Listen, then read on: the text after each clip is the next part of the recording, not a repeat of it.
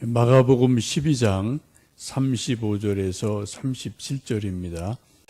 예수께서 성전에서 가르치실새 대답하여 이르시되 어찌하여 서기관들이 그리스도를 다윗의 자손이라 하느냐.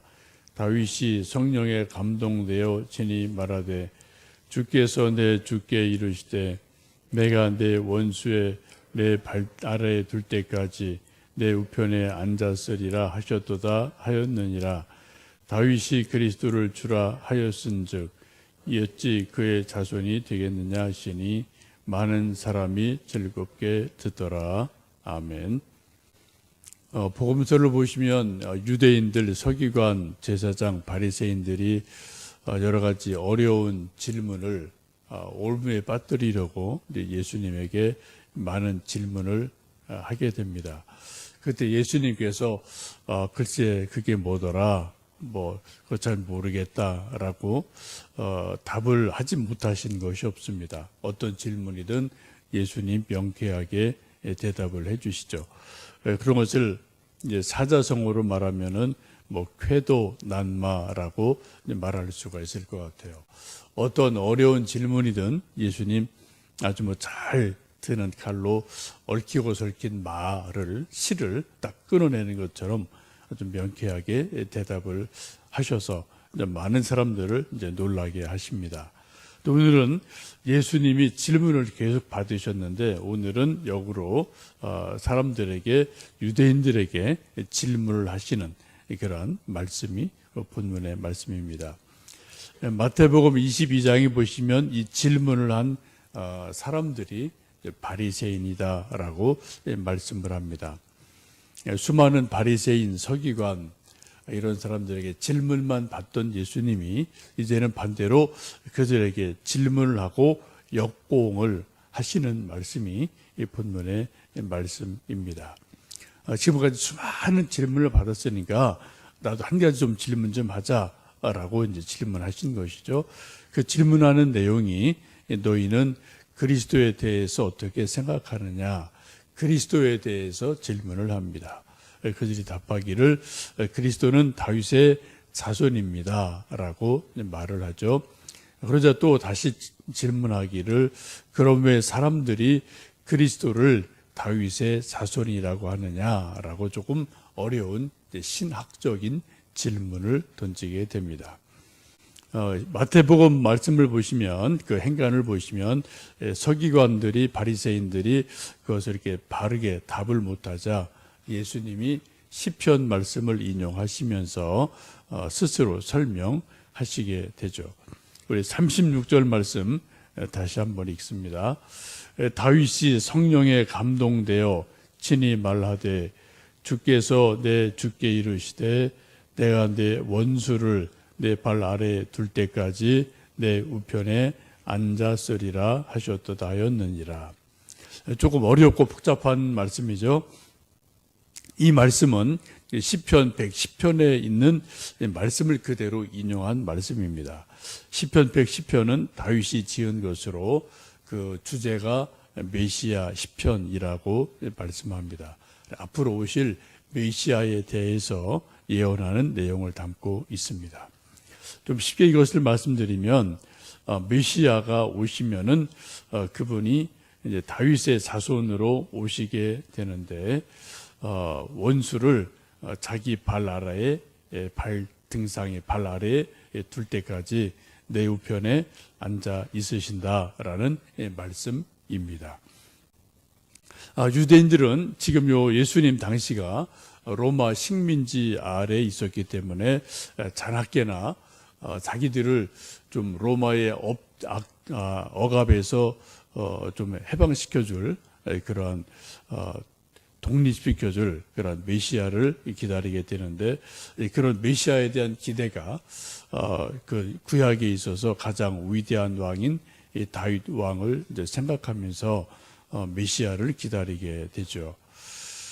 제가 지난 주일에 이제 메시아, 그리스도, 또 영어로 크라이스트, 구세주, 이것이 같은 말이다, 이제 그런 거를 좀 말씀드린 적이 있는데, 예수님의 제자들도 마음 한편에 메시아를 생각할 때 정치적인 메시아, 다윗 같은 메시아, 그런 메시아를 기다리는 것을 뭐 이쪽 보통 사람뿐 아니라 예수님의 12 제자들도 그렇게 생각하는 것을 저희들이 이제 사도행전 1장에서 말씀을 본 적이 있습니다.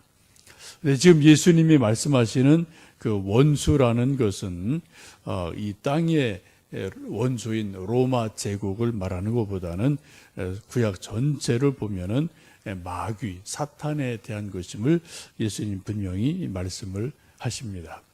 그래서 예수님이 내 원수를 발등상 삼는다, 또 내 발 아래 둔다. 이것은 예수님이 로마 제국보다 더 큰 힘을 갖는다. 그래서 힘으로 굴복시킨다. 그런 의미보다는 예수님의 참 원수가 마귀, 사탄이기 때문에 사탄의 권세를 이겨서 예수님이 사탄의 권세를 발로 밟으신다. 그런 의미로 보셔야 됩니다. 우리가 사도신경을 보시면 하늘에 오르시어 전능하신 하나님의 우편에 앉아 계시다가 그런 말씀이 있는데 바로 그런 거죠. 그러니까 그런 사탄을 자기 발 아래 밟으실 때까지 하나님 우편에 앉아 계신다라는 말씀이죠. 예수님이 재림하시면은 완전하게 그런 사탄의 권세를 이제 또 깨부시는 일이 일어납니다. 유대인들은 정치적인 왕 다윗 같은 정치적 메시아를 기대했지만 예수님은 아니다라고 말씀하시면서 인류의 죄를 다 이제 구원하시는, 그래서 사탄을 발 아래 놓으시는 그런 말씀을 하게 되죠. 이것은 그 당시 수많은 사람들이 메시아에 대해서 수많은 소위 설왕설래, 메시아가 이래야 돼 저래야 돼 그런 수많은 말들이 있는데 그런 것들을 명쾌하게 정리해 주시게 됩니다. 예수님을 믿는다는 것은 우리의 불분명한 인생관, 가치관, 재물관, 시간관 이런 것들이 어떤 그 생각하는 것들이 예수님의 가치로 정리되는 그런 작업이죠. 그래서 그냥 우리가 인생을 사는데 그냥 사는 것이 아니고 또 오래 사는 게 삶의 목적이 아니고 예수님의 영광을 위해서 사는 것이 삶의 목적이고 공부를 하든 돈을 벌든 사업을 하든 무엇을 하든 그것이 내 유익과 내 어떤 몸을 영광을 위해서 하는 것이 아니라 복음을 위해서 더 잘 쓰임받기 위해서 우리가 하는 일임을 알게 되죠. 우리가 또 인생이 어떤 차를 타느냐, 몇 평 아파트에 사느냐 이것도 중요하지만 더 중요한 것은 그렇게 살아가는 삶의 의미가 뭐냐, 미닝에 대해서도 깊이 있게 예수님의 뜻을 이루기 위해서 하는 것이 더 중요한 것을 우리가 알게 됩니다. 그리고 마지막 우리가 이 세상 떠났을 때 하나님 앞에 섰을 때 착하고 신실한 종이라고 인정받는 그러한 일이 바로 예수님 믿는 일임을 우리에게 늘 가르쳐 주십니다. 이 말씀을 듣자 37절 말씀 보시면은 다윗이 그리스도를 주라 하였은즉 어찌 그의 자손이 되겠느냐라고 말씀하시면서 메시아가 그리스도가 다윗의 육신으로는 다윗의 혈통으로 오셨지만 영적으로는 주다, 하나님의 아들이시다 라는 것을 다시 설명을 명쾌하게 하시자 많은 사람들이 즐겁게 들었다라고 말씀합니다. 오늘 말씀 보시면 37절에 사람들이 즐겁게 들었다라는 말씀이 참 중요하죠. 우리가 예수님 믿으면서 때때로 힘든 일이 있고 또 어려운 일이 있고 의무적으로 할 일도 있습니다만 가장 좋은 신앙의 태도는 즐거움으로 하는 거죠. 즐거움으로 예배를 드리고 즐거움으로 봉사하고 즐거움으로 기도하고 또 즐거움으로 전도하고 우리가 일하든 저 일하든 즐거운 마음으로 우리가 일하고 섬길 때 하나님께도 영광이 되고 우리에게도 기쁨이 될 줄로 압니다. 시편 1편 보시면 복 있는 사람은 악인의 꾀를 쫓지 않고 죄인의 길에 서지 않고 오만한 자의 자리에 앉지 않고 주야로 여호와의 율법을 즐거워해서 묵상한다라고 말씀을 하죠.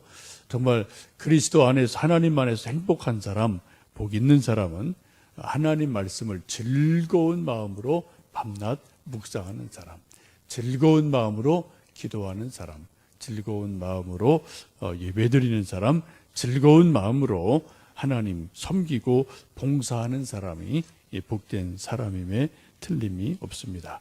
오늘도 우리가 무슨 일을 하든 회사에서 집에서 오늘 또 수요일 날 예배드리고 또 모이게 되는데 무슨 일을 하든 즐거움으로 일하시는 복된 하루 되시기를 주님의 이름으로 축복합니다.